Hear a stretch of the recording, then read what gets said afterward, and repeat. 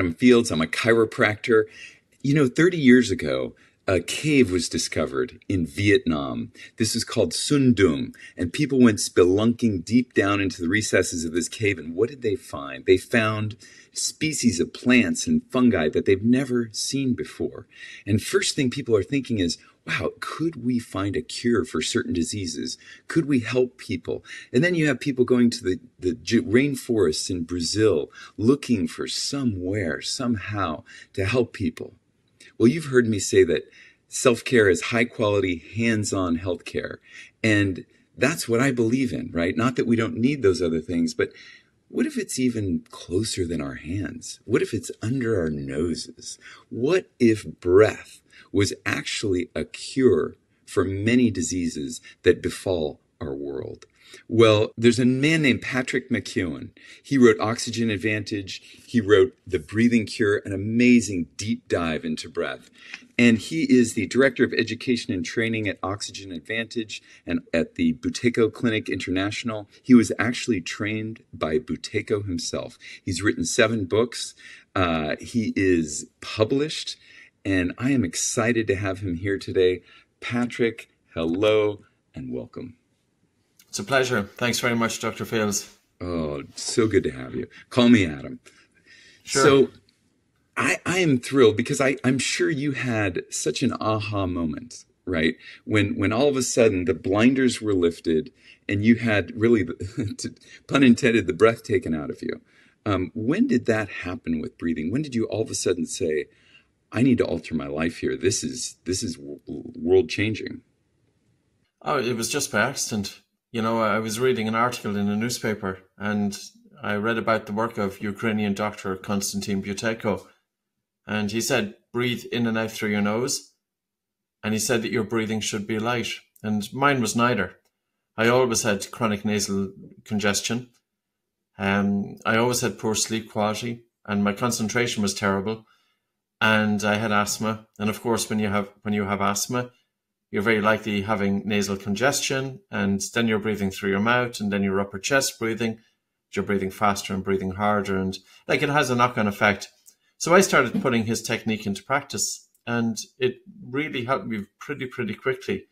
And even the nose and blocking exercise, just by simply breathing in and out through my nose, holding my nose, and gently nodding my head up and down while holding the breath, and it helped to decongest my nose. I knew there was something in it. And I think the other thing, Adam, it was when I started breathing less air, because breathing less air flies in the face of what we often hear, right. And also what's espoused in yoga, for example. The temperature in my hands increased. I always had cold hands and cold feet. So if you're able to decongest your nose in a few minutes, and if you can feel the temperature of your hands increasing in a few minutes, there's something in it. You imagine circulation all over your body probably got better, even your brain. Yeah. And it's of course, I didn't know the physiology at the time. My degree is in a completely different subject. And it was 2 or 3 years later that I decided that I really felt it was the right thing to do to start training in this field. And it didn't make logical sense. Many people laughed at it. Breathing now is hot, but it wasn't back then. There's a huge difference. Right. Breathing is trending. Yeah, it's very big right now. Yeah. Yes. In fact, you're breathing about 20,000 times a day. So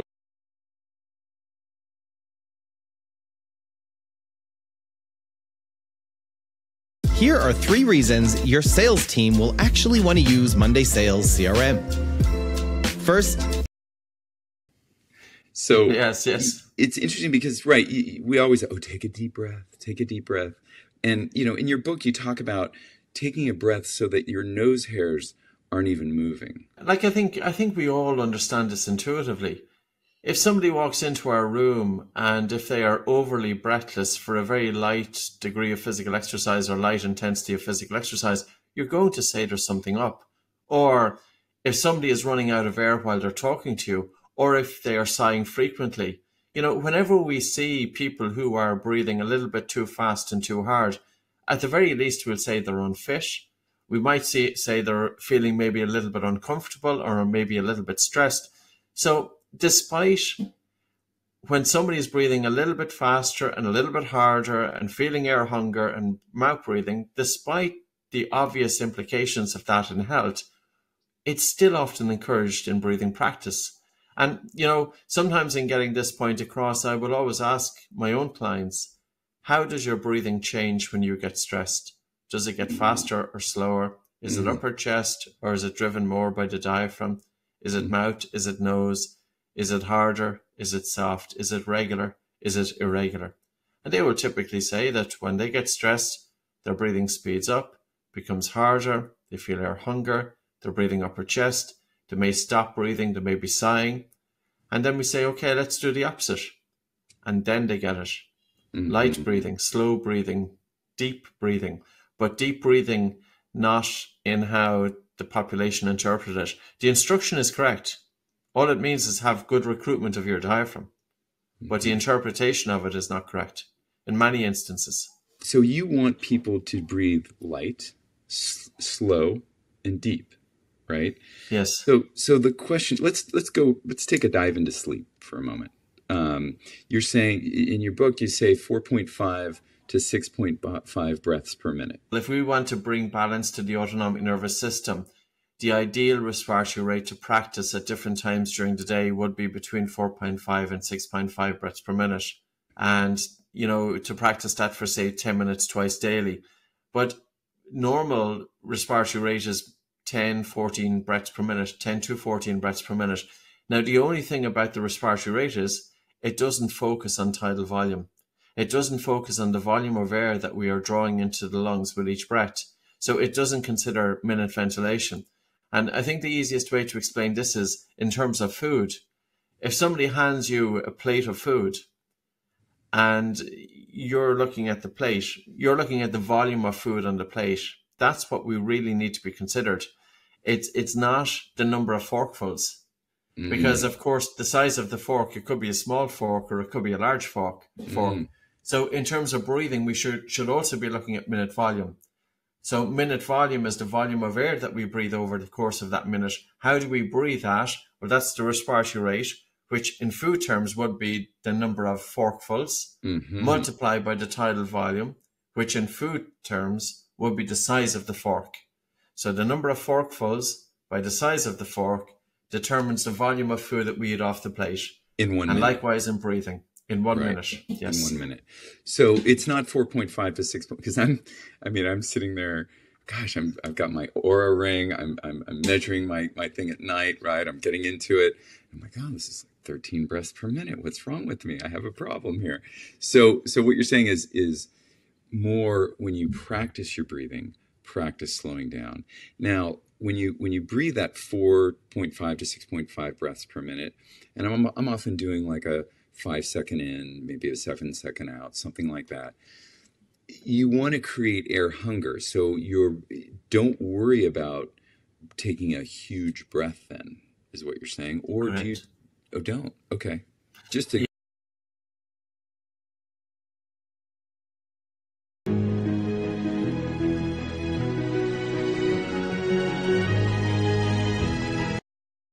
Just a quiet breath.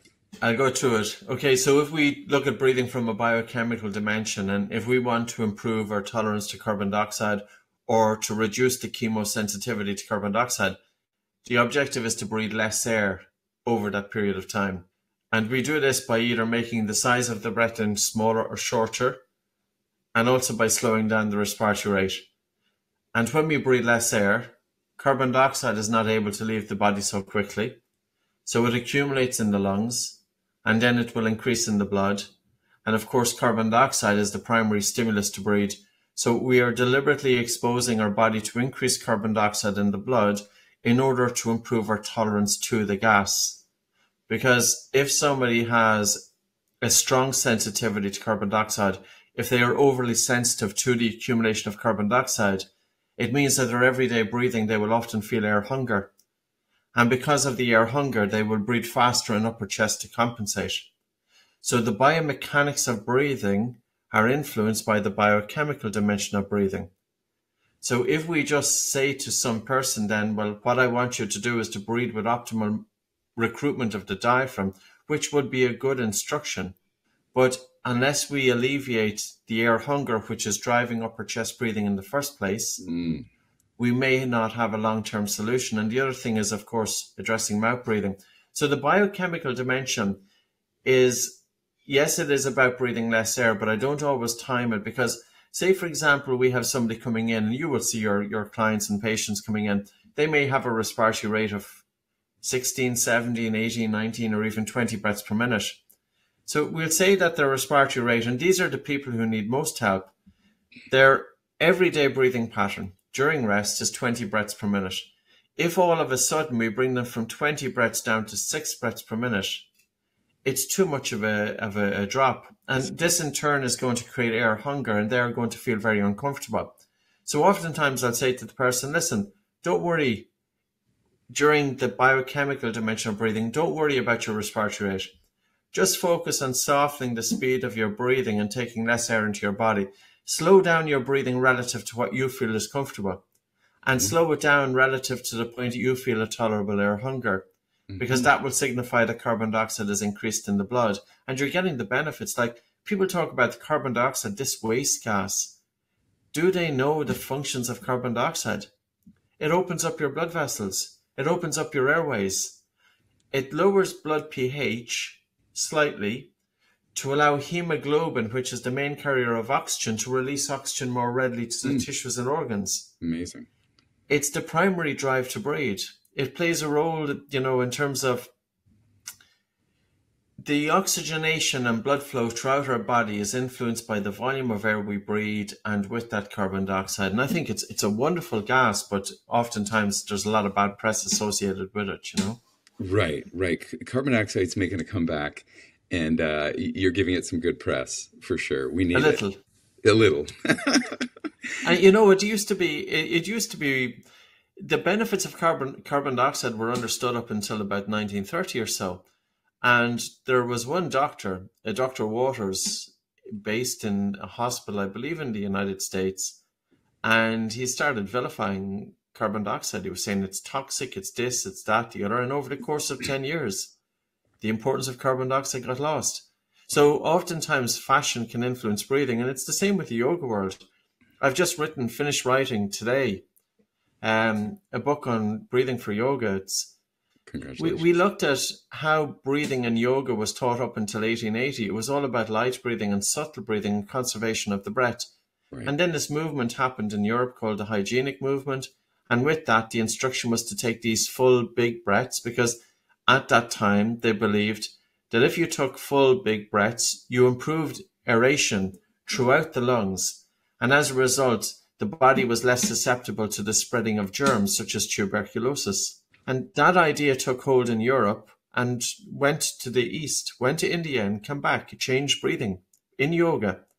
So when we see the modern breathing that's often instructed in yoga, the full big breath, and you hear people around you breathing on purpose. Yeah, that's right. That can signify overbreathing. Do those proponents and also do the students realize that by breathing too much air, it's having the opposite effect on what they want? Blood vessels can be constricting. Blood pH increases, which causes arousal of the central nervous system, can put us into a fight or flight response. And also hemoglobin holds on to oxygen more readily. So less oxygen is available throughout the body. What happened to us in our lives? Let's say somebody's 40 years old and now all of a sudden they're shallow breathing and they're very sensitive to the CO2. How did they get there? There's a number of factors, Adam. And it's very difficult to pinpoint it. Like, I suppose to answer that question, one could ask, how were we living as human beings even 50 and 100 years ago? Right. We would have been doing a lot of physical exercise. We were in natural environments. We were eating natural food. We had less competitive pressures. Thinking of getting a contour pillow? You'll regret it if you don't see this first. So I almost made the dumbest mistake of my life. I got this.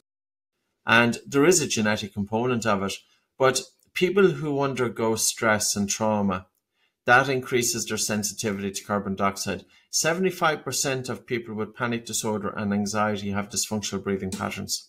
And their dysfunctional breathing, which is a little bit faster breathing, harder breathing, irregular breathing, They may be feeling air hunger. That's going to feed into their anxiety and panic symptoms. Oh, yeah. So another thing is talking, excessive talking. Like how many of us during our jobs were talking quite a bit. You know, we have competitive pressures, the foods that we are eating.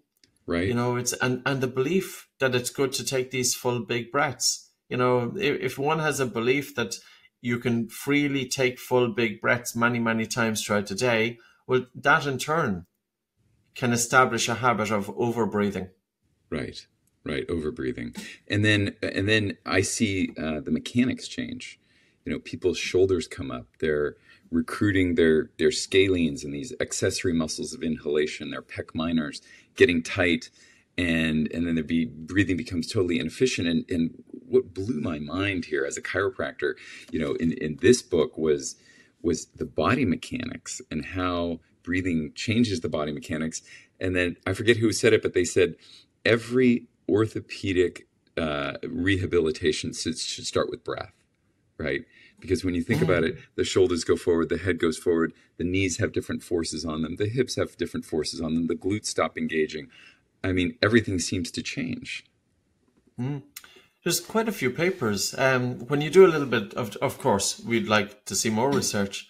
But I've seen, you know, Dr. Josephine Key, Dr. Kyle Kiesel, physical therapist Bradley's. You know, they've really done a lot of work in terms of looking at the relationship between functional breathing and functional movement. And if breathing is dysfunctional, movement is dysfunctional. In other words, you cannot have functional movement without having functional breathing. And yet, if we look at the population, 50% of people with lower back pain are documented to have dysfunctional breathing patterns. And of course, we could ask the question, is it the lower back pain which is going to contribute to dysfunctional breathing? Or is it dysfunctional breathing with reduced generation of intra-abdominal pressure, so there's less stabilization of the spine? Is that feeding into lower back pain? I think in these, there's always going to be a feedback that one is going to affect the other. But I suppose you understand and you have been aware of breathing for many decades, but many people are not, you know, and I think it's very important to realize that connection. And it's not just about how we are breathing inside the studio or on the mat. More importantly is how are we breathing as we go about our normal day-to-day activities. So if, like, say, for example, I will always say to my clients, look down at your chest, and they look down at the chest. And then I say, take a breath through the mouth. And when you breathe through your mouth, what part of the body is moving? Are you breathing high or are you breathing low? And typically mouth breathing is going to cause greater amplitude of the upper chest and reduce recruitment of the diaphragm. And yet, you know, if we are to expect our clients to establish optimal breathing patterns from a biochemical and a biomechanical point of view, unless we encourage our clients to breathe through their nose during rest, and even during light and moderate physical exercise, during sleep, I don't think we're going to get the long-term outcome that we really want, you know. They have to breathe through their nose. Yeah, I'm just gonna do I use this actually, and this is the tape that Patrick invented, and it's wonderful because you can talk, you put it on your mouth, you stretch it out about 30% or so, and pull it in. It just gently pulls the lips in. You can still talk if you need to. You can cough if you need to.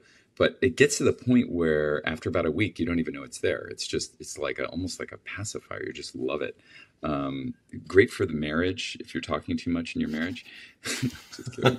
So, or talking during your sleep, letting out secrets. It might be even better. Who knows? Right. It's called myotape. I love it. So with breathing, let's talk for a second about exercise and about, obviously we want breathing to be unconscious also. It's like posture. If people are just sitting there all the time going like this, it's not going to work. They have to do things in my office or at home or whatnot to stimulate that unconscious proprioception, right? That unconscious ability. So there's a weird line there, and I've been struggling with it in my own head, right? Because I do yoga, I do Pilates, I do cardio, that type of thing, right? And then I want to do the breathing exercises, slow it down. I want to breathe through my nose. I want to listen to the instructor when she says, pull your belly button into your spine. But yet, how do I diaphragmatic breathe? And should I be thinking of it? Can you just add some clarity on start with something like yoga or exercise or cardio? I mean, cardio, I'm definitely not going so hard that I'm trying to keep my nose as the primary breather. Even when I'm skiing, I'm going, and I tell, the guys on the chairlift, hey guys, let's try and keep our mouths shut the whole way down, and it's fun. It's cold, and then the air is being warmed up and conditioned and moistened, and I'm just hearing your words in my head, but give me some color on that as far as exercise and conscious breathing. I think the main thing is, I agree with what you said. Breathing is an involuntary activity, and we want it to happen naturally. But at the start, we do have to place some attention on the breath and to be aware and to check in every now and again. Like if somebody is doing yoga practice or recreational exercise, why not bring attention to the breath? Not necessary to have the attention on the breath for the entire time, but I do physical exercise in the morning, and my objective is to get in a minimum of 30 minutes a day. I'm not an athlete. I only do physical exercise just for myself, and I will place my attention on my breathing. And why do I do that? It's because I make my physical exercise a meditation. I want to bring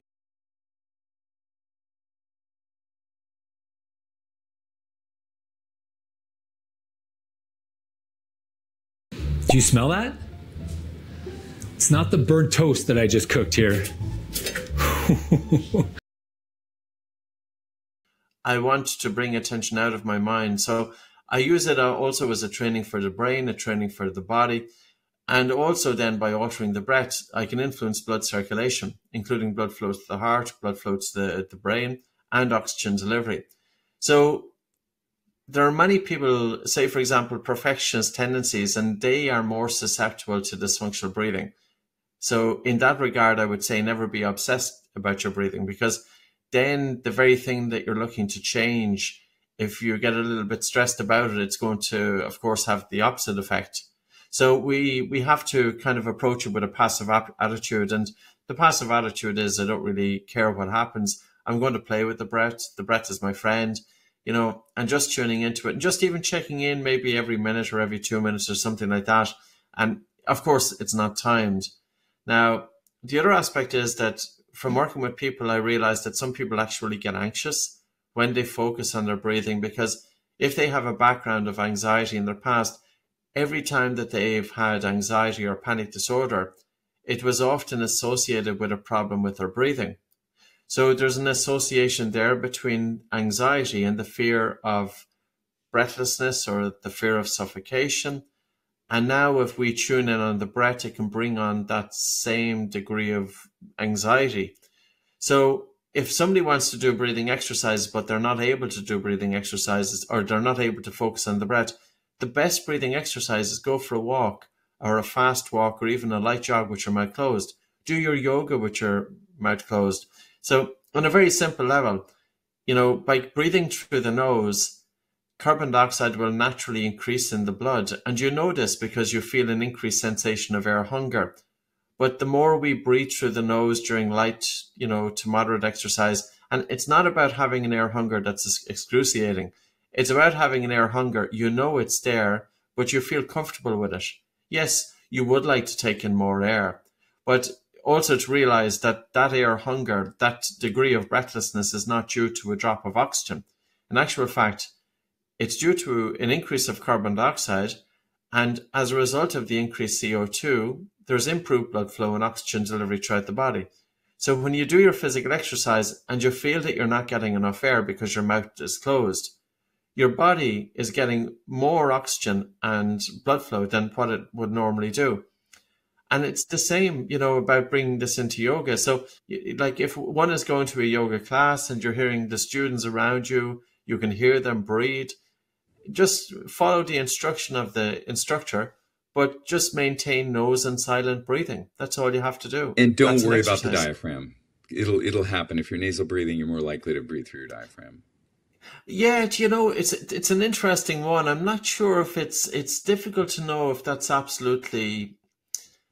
I will absolutely say that nasal breathing is much better than mouth breathing. And if one continues mouth breathing, there's not likelihood of getting good biomechanics.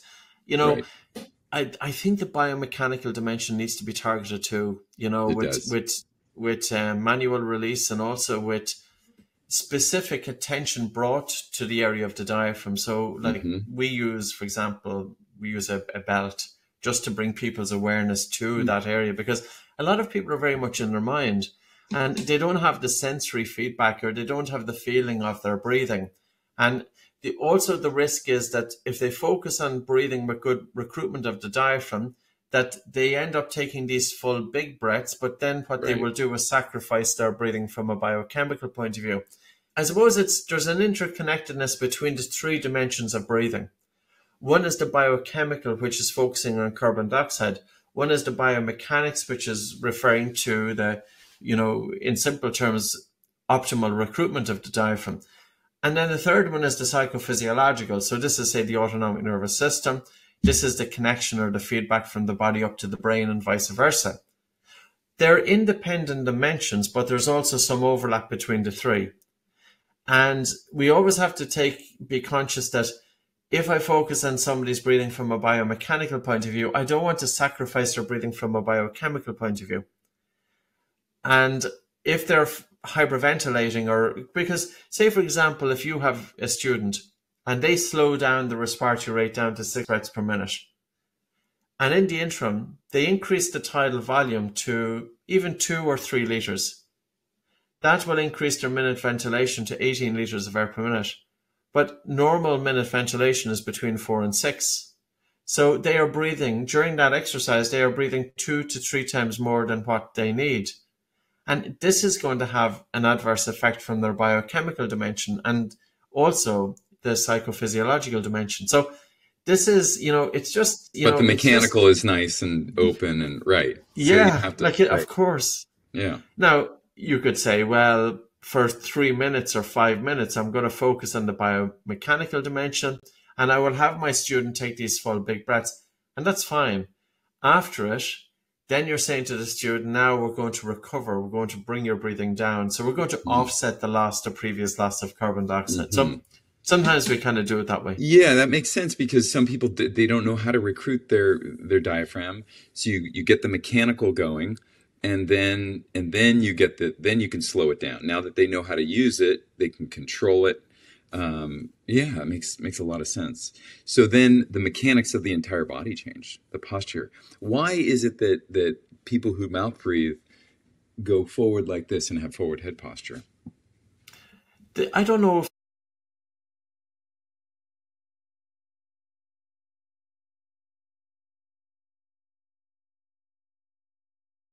Three reasons to start Tai Chi workout this summer. In 1 week, you'll see your energy.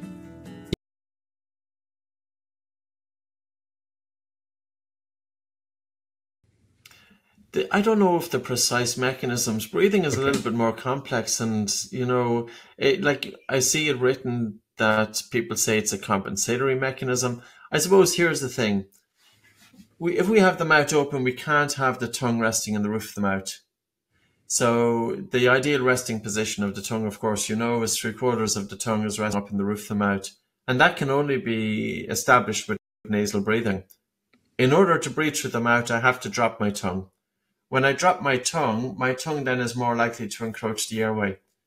Because my tongue is encroaching the airway, I push my head forward to allow air to flow into my airway. So that's interesting. You can feel it. You can actually factor. Feel it. Right. So with nasal breathing and correct tongue resting posture, it does help with, to some degree. Now, of course, you could be talking about text neck and looking into screens and everything else, but at least getting the mouth closed and the tongue resting in the roof of the mouth, at least you're doing something positive in terms of reducing the risk of forward head posture. Right.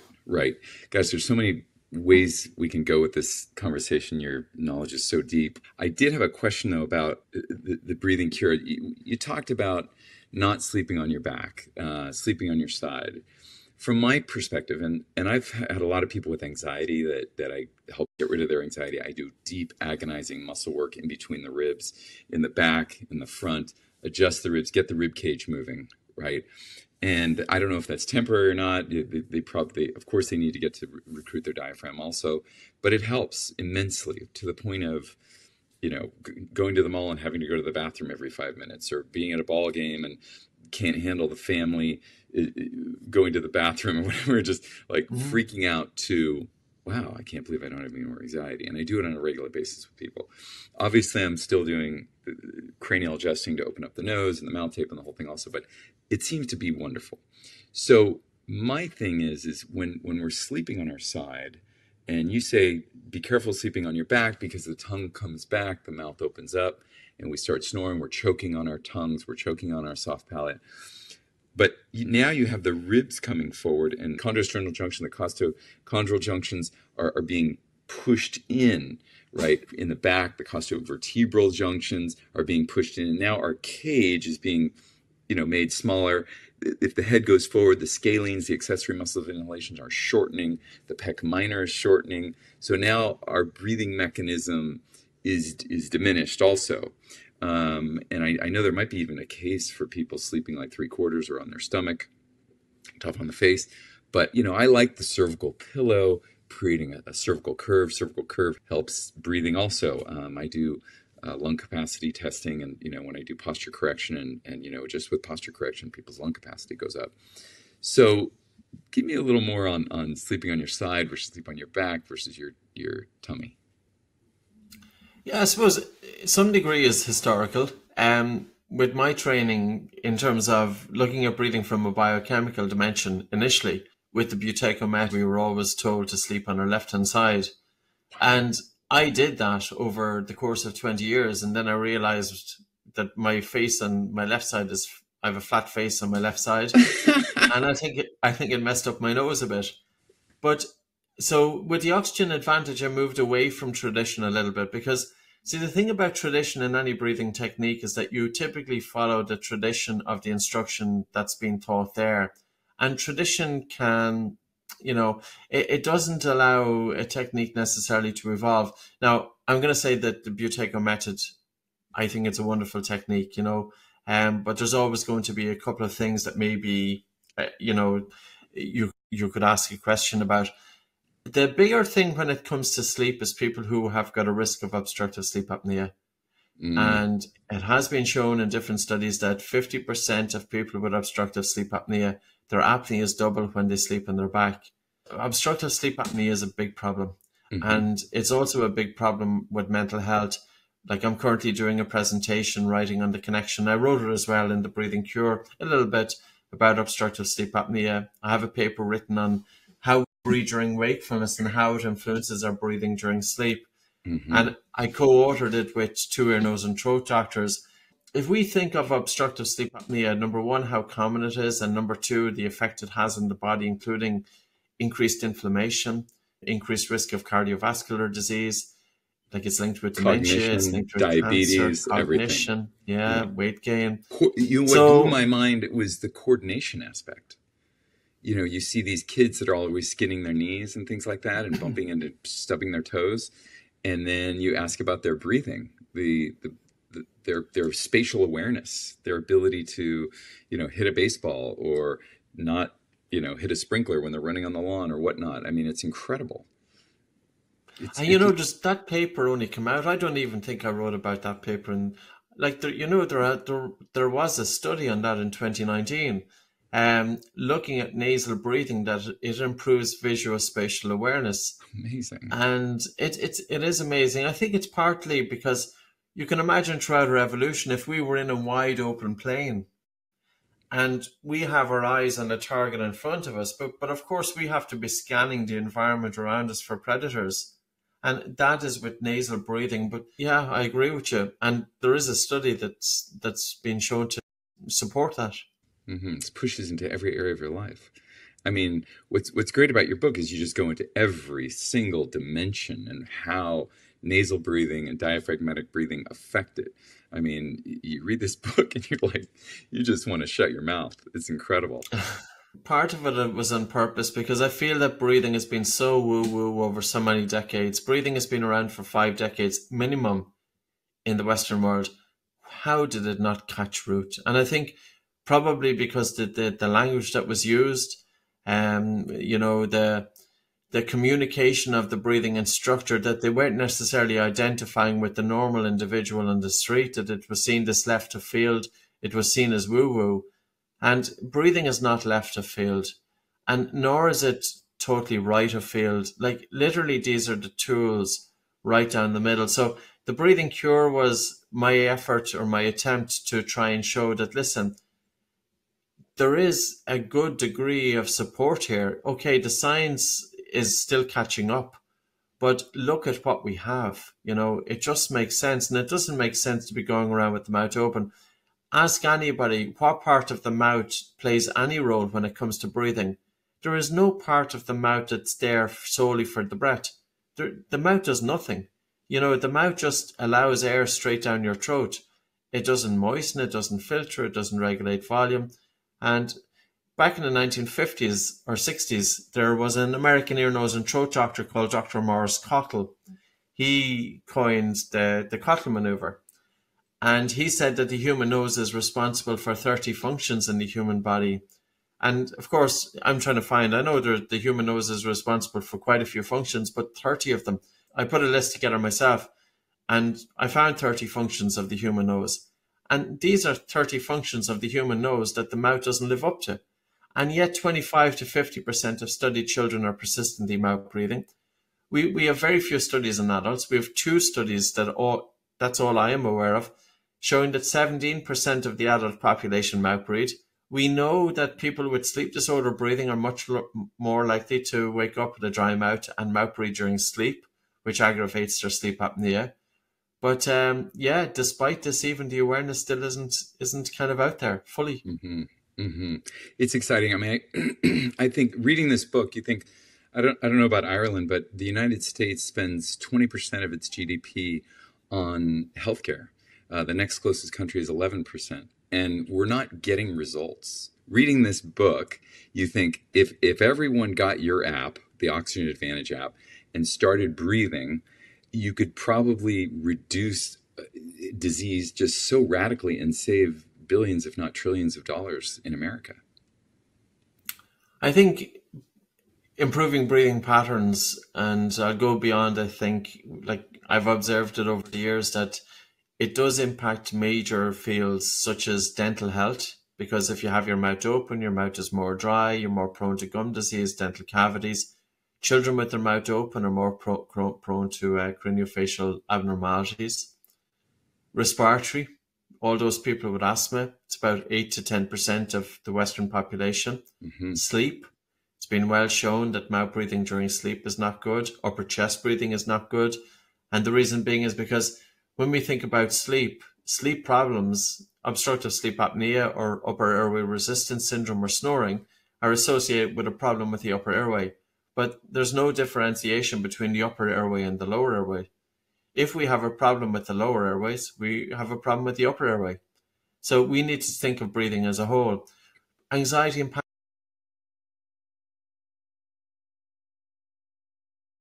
The body scanner reveals the brutal truth about your body that your regular scale will never tell you. For weeks, my scale showed I wasn't. Anxiety and panic disorder, like people with PTSD, in terms of using breathing, that a function that's so vital to the human body, but we can exert some degree of control over. And by doing that, we can help to bring, the nervous system into balance. We can also help to strengthen the baroreflex. We can help to improve heart rate variability, which is an objective measurement of vagal tone, or at least to give us some feedback of whether we are in a stress response or whether we are in, optimal balance. I'm logging that every night on my ring. Mm-hmm. It's very easy these days. Yeah. Yes, it is. So I would agree with you. Now, I didn't choose the title of the book, The Breathing Cure. That was the publisher, but I was just calling it breathing. But I didn't write at the back, an understanding of functional breathing patterns will influence health across a number of different fields in medicine and dentistry. Right. Right. Absolutely. And lower healthcare costs and make happier people, happier marriages, lower stress rates, better digestion. I mean, it just, the list goes on and on and on. I mean, will there come a day where we go to, a healthcare provider and they have a group breathing class, or they have a breathing class at the gym instead of just a yoga class or cardio kickboxing class? I think so. We have a breathing class. We have a sequence of different breathing exercises. You start off from number 1 to 11. It's 40 minutes. And it brings you through 11 different exercises to look at your breathing during rest, but also during physical movement. And, also a stressor breathing exercise. We use breath holding to lower blood oxygen saturation, to increase carbon dioxide. Now, we tailor the exercises to the individual, which is very important, because I remember back in 2010, I had a lot of people coming into me with anxiety and panic disorder. And I had 3,000 people attend these small mini courses that I was doing over about 3 years. And with many of them, when I was giving them breathing exercises, if they went a little bit heavy on the breathing exercise, and it was my fault because I didn't give them always the precise instruction, because up until then, I hadn't realized that air hunger, or that feeling, they would call it suffocation, that it would drive them into a panic attack. And I've seen people get anxious. I've seen people go into a panic attack just by changing their breathing patterns. And this is the experience you learn along the way. You then change your breathing techniques. So when people talk about a breathing technique that's going to be suitable for everybody, I would say, listen, you do have to kind of tailor it. Like, look at breathing as like going to the gym. There's people that go to a gym, or they may do yoga, they may walk. There's people who may jog. There's people who are sprinting. So, we all have different capabilities, and breathing should be the same. And for anybody starting off, dip your toe into the water and listen to your body, because your body will tell you anyway, especially in terms of breathing. It will. Yeah. And, when I do my YouTube videos and things like that for people with TMJ and sleep apnea and snoring and ear problems and things like that, you're trying to take the group some and help everybody, but you're going to lose some that can't do it. You're going to lose some that think, okay, this is no big deal. So you try and get it somewhere in the middle. I think your app does a really good job of that, though, right? Because you're having them log in the Bolt score, and then you're saying, what category are you interested in? And it's taking you down this path. And if you guys, this Oxygen Advantage app is incredible. I'm like, wait, why isn't this costing hundreds of dollars for me to do right now? I mean, it's completely free. And you type in whether you have anxiety, or you want better sleep, or you want to mimic some high altitude training or whatnot. And then Patrick's app takes you through this process of, what is it, about 7 to 10 minutes a day? Yeah, it's even more. It really depends. And the whole purpose of the app was that I wanted to generate awareness of breathing. And I wanted to have an app that it could be tailored. So we spent about 12 months it was a lot of work went into it. Oh, yeah. So it's basically a huge spreadsheet with about 100 different variations of exercises, and then maybe about 15, 20 or 30 different sequences of individuals, and then matching the individual, their Bolt score, their state of health, to the breathing pattern, and then deciding one in the morning, one in the afternoon, one in the evening time, in order to develop a habit. So right. Yeah, so I think it's come out pretty good, and it's great to see people using it. Yeah, yes. But yeah, we didn't want to monetize it. That was our philosophy. We didn't want to make. It was about getting the awareness out there. What a blessing. Sometimes when I read the comments on some of the videos I have, people say, oh, I'm in XY country or whatever, and I have no access to healthcare, and thank you so much. You've changed my life and things like that. And I'm just welling up with tears going, oh my gosh, this person has help. They couldn't get help. And that is, it's such joy to do that and help people like that. I'm supposed to climb Half Dome here very soon, right? I was doing a heavy running uphill as hard as I possibly could, trying to keep my mouth shut.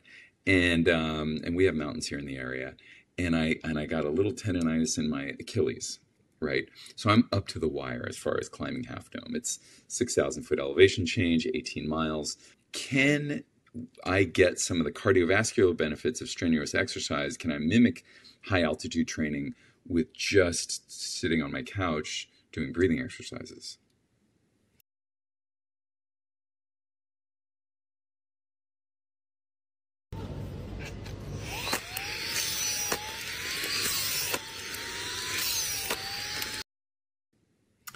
Sitting on the couch will offer some benefit in terms of maintaining a reasonable bolt score. And if we think of it this way, when we do physical exercise, the body produces more carbon dioxide. There's also, of course, feedback from the muscles to the brain. Breathing is stimulated. But our sensitivity to carbon dioxide is going to influence some degree of how hard and fast we breathe. Mm-hmm. So an individual who's overly sensitive to the accumulation of carbon dioxide, if they do physical exercise, their breathing is disproportionate. Right.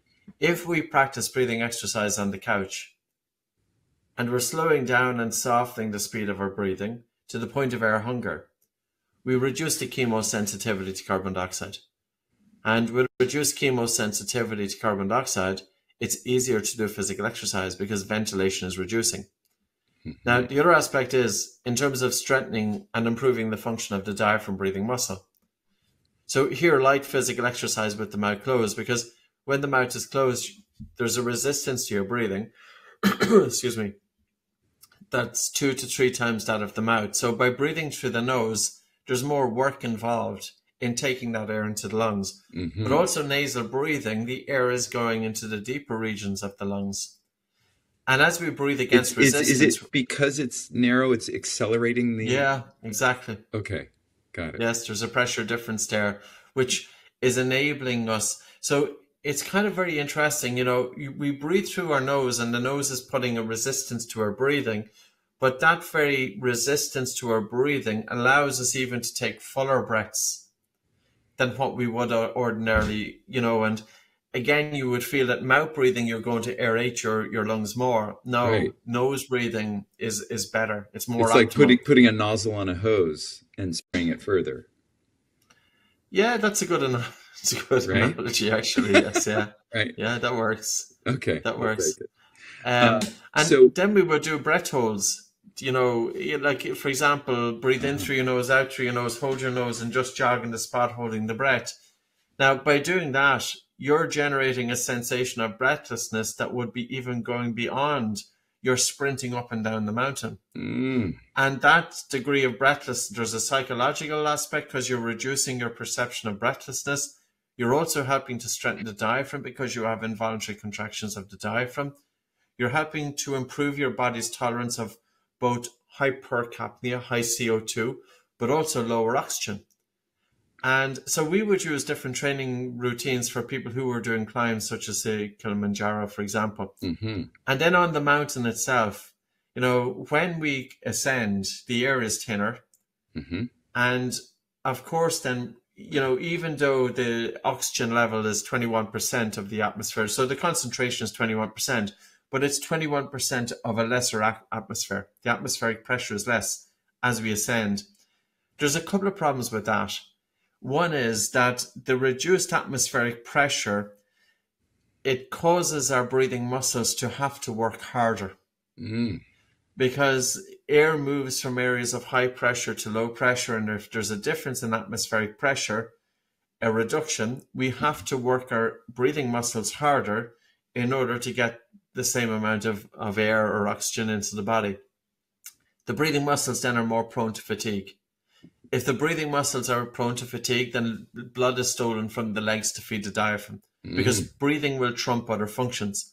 So by physical exercising with the mouth closed, by doing breath hold at sea level, etc., all of that can help to strengthen, and you're adding an extra load onto the diaphragm.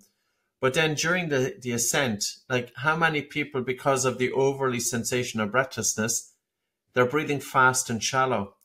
But the problem with fast and shallow breathing is that it increases dead space. And this is the amount of air that's lost, that, you know, every breath that we take into the body, not all of that air that we bring in through our nose or mouth reaches down to the small air sacs in the lungs. the final 150 milliliters of air actually stays in dead space. So it doesn't ever reach the small air sacs where gas exchange takes place. Mm-hmm. So I'll give you this example, Adam. Say, for example, we have during rest a person who's breathing 20 breaths per minute, and the size of their tidal volume is 300 ml. So they are breathing 6 liters across that minute. Now, we want to find out, okay, they're taking 6 liters of air into their body, but how much of that air actually gets down to the small air sacs? We have 20 breaths per minute, multiplied by the tidal volume, which is 300 ml, but we need to subtract dead space. We need to subtract 150 ml of air that stays in the nasal airway, in the throat, in the trachea, the bronchi, and the first 16 branches of airways. So then we're left with 20 by 150, which gives us 3 liters. So here the individual is breathing 6 liters of air into their body, but 3 liters is staying in dead space and 3 liters of air is getting down to the small air sacs. They are losing 50% of the air that they are taking into the body. Now, if they slow down their breathing, we'd say, I'm going to do a deliberate exaggeration here. I'm going to slow it right down from 20 breaths right down to 6 breaths, increasing the tidal.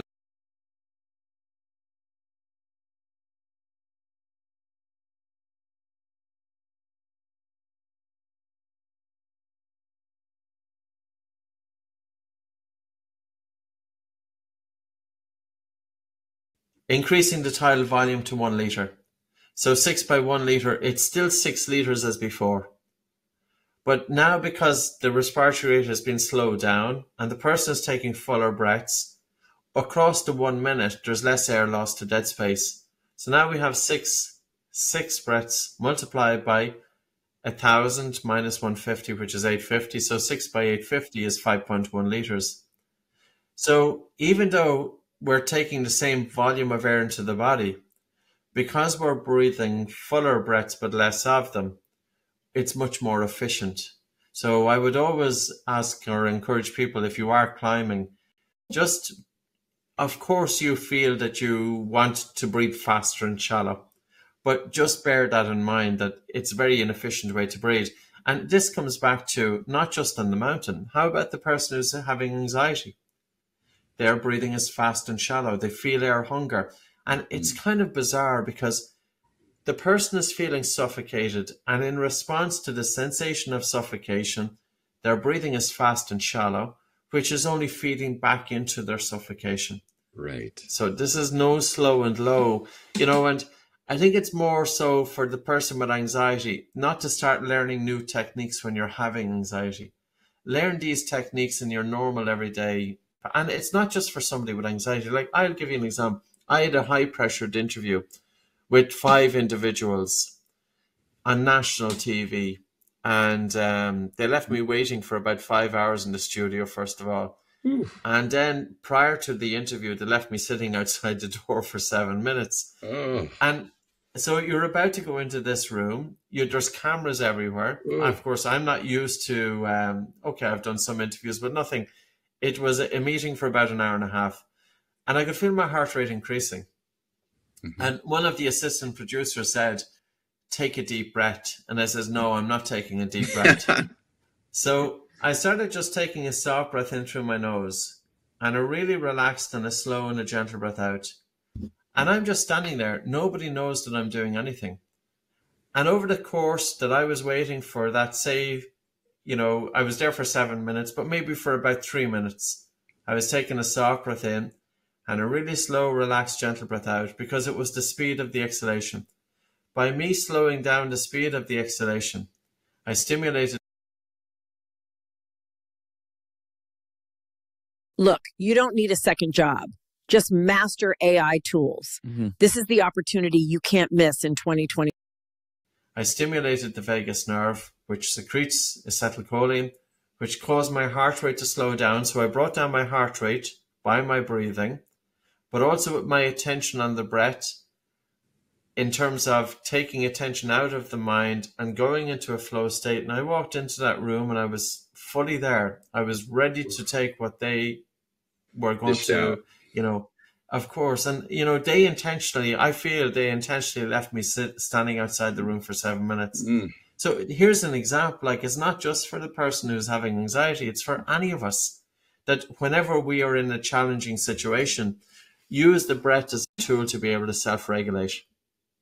Right, right. And getting that, it's almost like that air hunger is an inoculation. It's like lifting weights. You're fatiguing the body, going to where it breaks down and the body gets stronger, kind of thing. Yes. Just like anything, cardio, the body does great with, sort of beating into submission and, telling it, okay, you're gonna have hunger, so your ability to process this air is going to go up. Yes. What you're saying is that keeping that air in the deep alveoli for a longer period of time, it's going to have time to extract more oxygen from it. And if you're breathing fast, it's not going to get all the oxygen from that air that's down there. And you're working really to keep that air in and out. And it's what you're saying is it's revolutionary. It's interesting. And I think everybody should be involved. Yeah, you name it. I think it's beginning to happen. So it's all good. It's going in the right direction. Let's put it that way. It is, and we need it more than ever. I have so many people coming into my office with anxiety. It's a everyday occurrence. One thing that actually two more things. One is the wisdom teeth. A lot of us, we've had things that have caused us to do mouth breathing, be it processed food, creating allergic rhinitis, environmental pollutants, not chewing good food, not even breastfeeding. The baby's supposed to take the whole alveoli and get that whole areola. The whole suck, swallow, breathe mechanism isn't getting accomplished. These nipples that are artificial are just allowing the milk to come out too fast. There's all these reasons that people have started to mouth breathe. And then the skull caves in, the palate goes up, and now we have the septum going to one side or the other, being pushed to one side or the other because it's on top of the palate, and it's a whole thing, right? And we're waking up to it. It's sort of a de-evolution that's happened to us as a species over the last 1,500 years or so, and we need to go back to evolving and not de-evolving, right? And so. But one of the consequences of that is we have an epidemic of removing the wisdom teeth. And instead of dentists, going in and expanding the palate, which can be done even on a 60-year-old, they have stem cells in the bones of the maxilla to allow that to expand and even bring down that palate a bit. What benefit do we have in a breathing sense of the wisdom teeth? I think it's more so having wisdom teeth, it's more pointing to the fact that is your mouth large enough to be able to accommodate them? The tongue. And yes, right. I think that's the bigger one. It's helping the mouth stay big. Also, maybe because you were saying, which is such an interesting analogy in the book, you say if you have a paper straw and you breathe fast through it, the paper straw will come in. If you breathe slow through it, it's not going to come in and block the airway. And we have this soft palate back here. If we're breathing in fast, it's gonna close in. Because I have some people where I open their nose, their mouth, their tape, and they're still snoring, and maybe even and it can just be the speed that they're breathing, and maybe those wisdom teeth helps that soft palate have a little more integrity. Yeah, it's more say in terms of is there space behind the wisdom teeth? If there's no space there, that it's not just about the width of the maxilla, but it's the forward growth of the maxilla. Whereas our ancestors would have this tremendous forward growth that the tip of their chin was nearly as far forward as the point of the nose. Whereas we have a lot of retronatia, the jaws are set back. And the problem with the jaws set back is that there's not enough room then for the teeth. And then dentists can be more prone to then extracting them. But the problem with extracting teeth is that it makes the jaws even smaller. So there's not enough room for the tongue, which in turn is increasing the risk of obstructive sleep apnea. Right. I think there needs to be a debate in dentistry about extraction.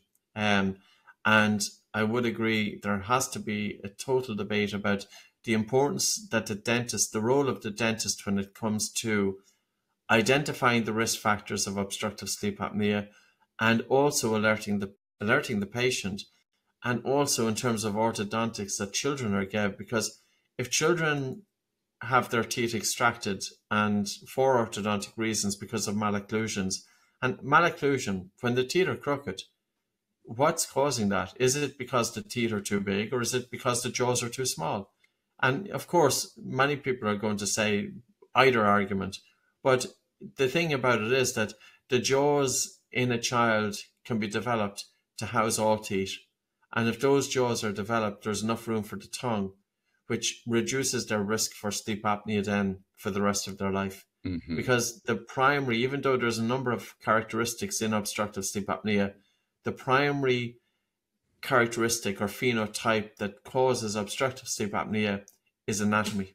Mm-hmm. And anatomy is referring to exactly what you spoke about, the high upper narrow palate, the jaws that are set back, and there's not enough room in the mouth for the tongue, and the airway is compromised. Maybe we should just cut the tongue. Just kidding. That's been done too. It's been and done. I have seen it. Yes. That's a shame. Yeah, you're not the average tongue size. We need to cut it. Now, this is the latest blood sugar, blood pressure, and blood oxygen monitor developed by Charité Universitätsmedizin Berlin. Simply clip it onto your finger. Now, what if I want to get myself ready for a cardiovascular workout? So what I would do is during your normal warm-up is breathe nose, slow and slow. So you're going to be warming up anyway for maybe 15-20 minutes. And during that time, maintain nose breathing during the entire warm-up. But as you're warming up, also start slowing down the speed of your breathing to the point of air hunger. So you're deliberately increasing CO2 in the blood. That's going to dilate blood vessels and cause increased oxygen delivery to the working muscles. But at the same time, after a couple of minutes of focusing on slow breathing, focus on low breathing, so that as you breathe in, you feel lateral expansion and contraction of the lower ribs. Now, then we go from that. I know there's a few steps involved in this, and I'll come back to it. And as the person is walking or doing whatever movement they are doing, we have them breathe in, breathe out, and hold their nose for maybe 10 or 15 paces, and then to let go and to breathe through the nose. And we do that a few times.